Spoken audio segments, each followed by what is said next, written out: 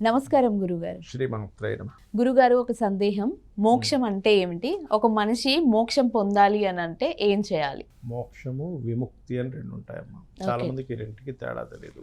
విముక్తి అంటే బ్రతికుండగానే కలిగేటువంటిది విముక్తి. మరణించిన తర్వాత మోక్షము అంటారు. అయితే ఈ మరణించిన తర్వాత ఈ శరీరం నుంచి మోక్షం జరుగుతుంది అంతే, మనిషికి మరొకటి ఏం లేదు. అయితే మనిషి యొక్క జీవితం అన్నిటికంటే గొప్పది, అన్ని ప్రాణుల కంటే గొప్పది ఏమిటంటే మనిషి జన్మ. ఎందుకు అంటారు అంటే, ఏ జీవికి కూడా నువ్వు మోక్షం పొందడానికి ఏం చేయాలనేటువంటి తెలియదు. అవును గురువు. ఏ జీవికి తెలియదు. ఎందుకంటే ధర్మము అధర్మము ఈ తేడా తెలియదు ఏ జీవికి. ధర్మబద్ధంగా జీవించాలనేటువంటి ఒక విషయం తెలియదు. అంటే దానికి అంత జ్ఞానం ఉండదు. మంచి చెడు తెలియదు. ఏదో మైథునము, నిద్ర, ఆకలి మైథునము, నిద్ర ఈ మూడే ఉంటాయంటే ఆకలి వేస్తే తింటున్నాం, అదేవిధంగా ఇంకొక జీవితో సంసారం చేస్తుంది, లేకపోతే నిద్రపోతుంది, ఇంతకు మించి ఏముండదు.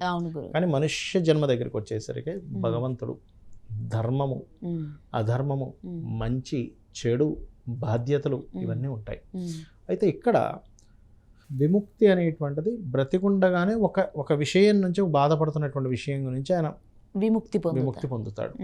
మోక్షం అనేటువంటిది ఏంటంటే ఇక్కడ మరి ఇంకా జన్మ లేకుండా ఉండేటువంటిది మోక్షము.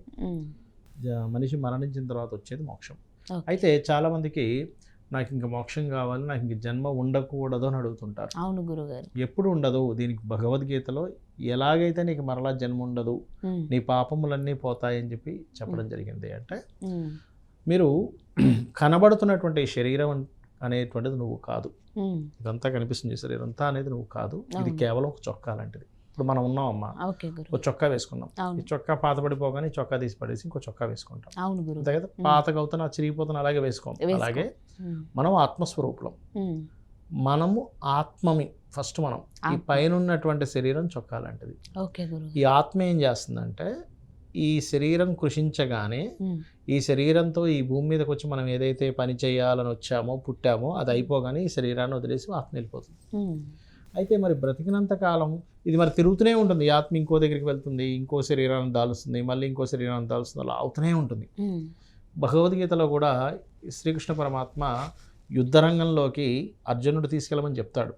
ఆ దగ్గరికి వెళ్ళిన తర్వాత వాళ్ళందరినీ చూసి అయ్యో ఇంతమందిని నేను చంపాలా ఇప్పుడు, తండ్రులను తాతలను మేనమాములను వీళ్ళందరినీ చూసి హృదయము ద్రవించి నకాంక్షే విజయం కృష్ణ అంటే నాకు విజయం వద్దు ఏమొద్దు, నేను అడుక్కు తింటా కావాలంటే అంటాడు.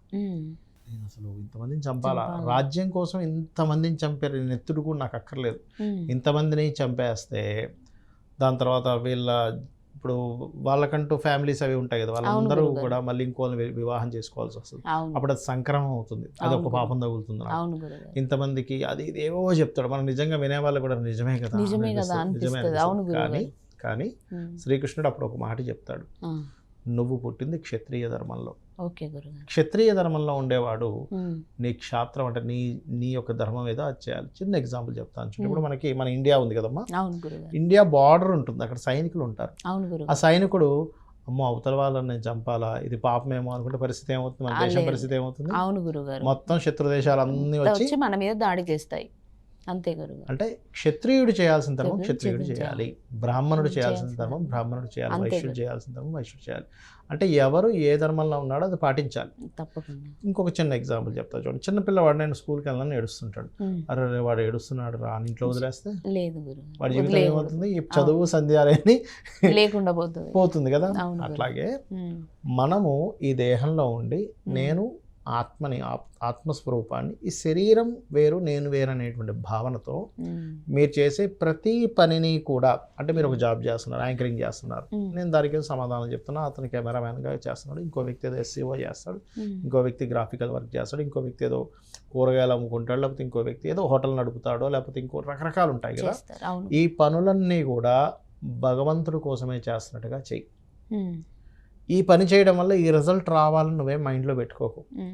ఎందుకంటే నువ్వు మైండ్లో పెట్టుకోపోయినా ఆ రిజల్ట్ అలాగే వస్తుంది. నువ్వెందుకు మధ్యలో టెన్షన్ పడతావు?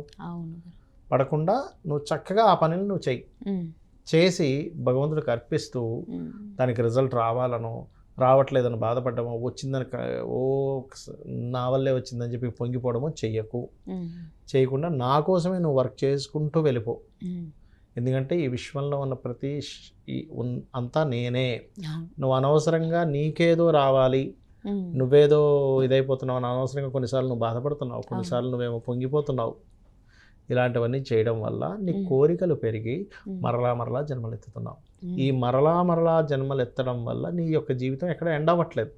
ఒకసారి మనిషిగా ఎత్తున్నావు, దాని తర్వాత నీ యొక్క కోరికల వాసన వల్ల ఇంకోసారి ఇంకొక జీవిగా ఎత్తుతున్నావు, మళ్ళీ ఆ జన్మల నుంచి మళ్ళీ ఇంకోసారి ఇంకో జన్మ ఎత్తుతున్నావు. కాబట్టి ఇవన్నీ నీకు పోయి మోక్షం రావాలి అంటే అన్నీ కూడా భగవంతుడికి సమర్పిస్తూ చక్కగా కనుక నీ జీవితాన్ని సాగించినట్లయితే ధర్మబద్ధంగా నీకు మోక్షం వస్తుంది. అర్థమైందమ్మా? అది భగవద్గీతలో చాలా క్లియర్గా చెప్పినటువంటి అంశం అది. సో దాన్ని ఎవరైతే చేస్తారో ఫస్ట్ పీస్ ఆఫ్ మైండ్తో ఉంటాడు మనిషి. ఇప్పుడు చూడండి, ఇప్పుడు చిన్న ఎగ్జాంపుల్, ఒక వ్యక్తి చదివాడు ఏదో సంథింగ్, రేపొద్దున ఎగ్జామ్ ఉంది, అయ్యో నేను ఎగ్జామ్ సరిగ్గా రాయగలనో లేదో, అసలు ఏమవుతుందో, నాకు ఎన్ని మార్క్స్ వస్తాయో, నా క్లాస్మేట్కి ఎన్ని మార్క్స్, ఇన్ని ఆలోచించుకుంటూ కూర్చున్నాడు అనుకోండి, అసలు సరిగ్గా చదవలేడు. అలా కాకుండా నాకున్నది ఒక 10 రోజుల సమయం, ఈ 10 రోజులు చక్కగా నేను ఎంత చదువుతాను, ఎంత రాస్తాను చక్కగా రాస్తాను అనుకుంటే రిజల్ట్ ఎట్లాగో వస్తుంది నీకు. నువ్వు ఇన్ని ఆలోచిస్తే ఇందులో 70% నీ ఆలోచనలతో అయిపోయింది, 30% నువ్వు దానికి కాన్సన్ట్రేషన్ చేయలేవు.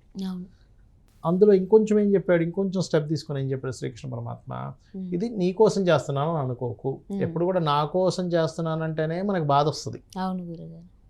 పరుల కోసం అంటే ఇంకొకరి కోసం ఏదైనా ట్రై చేస్తున్నాం అనుకో మనకేం అనిపించదు, వస్తే వచ్చింది లేకపోతే లేదంటావు. మరి భగవంతుడి కోసం చేస్తున్నా అన్నప్పుడు ఇంకెలా ఉంటుంది, కొంచెం భక్తి తోడవుతుంది.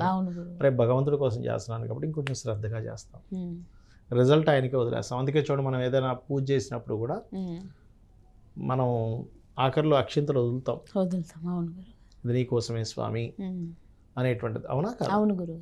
అంటే ఏమిటి, ఏదైనా సరే కేవలం పూజ ఒకటే కాదు, అన్నం తినేటప్పుడైనా లోపల ఒక జఠరాగ్ని అనేటువంటిది ఉంది. ఈ శరీరం కేవలం ఇదేదో ఈ శరీరం కోసం మనం చేసుకుంటున్నాం అన్నట్టుగా, అంటే శరీరం వేరు నేను వేరు, ఈ ఉపాధిలోకి వచ్చాను కాబట్టి ఈ శరీరానికి ఇవన్నీ కావాలి కాబట్టి ఇస్తున్నా అనేటువంటి దాంతో అటాచబుల్గా ఉండకుండా డిటాచ్డ్గా ఉంటూ, అలా డిటాచ్డ్గా ఉంటూ అన్ని వైరాగ్యంగా వదిలేయమని చెప్పట్లే. నువ్వు కర్మ చేయాల్సిందే, కర్మ చేయకుండా ఉండకూడదు. నువ్వు కర్మ చేయాలి కానీ ఆ కర్మను నాకు అర్పిస్తూ చెయ్యి. ఇలా కనుక చేయగలిగితే ఖచ్చితంగా మోక్షం వస్తుంది మనిషి. ఓకే గురుగారు, మోక్షం గురించి చాలా చక్కగా వివరించారు. ధన్యవాదాలు గురుగారు. శ్రీమాత్రే నమః.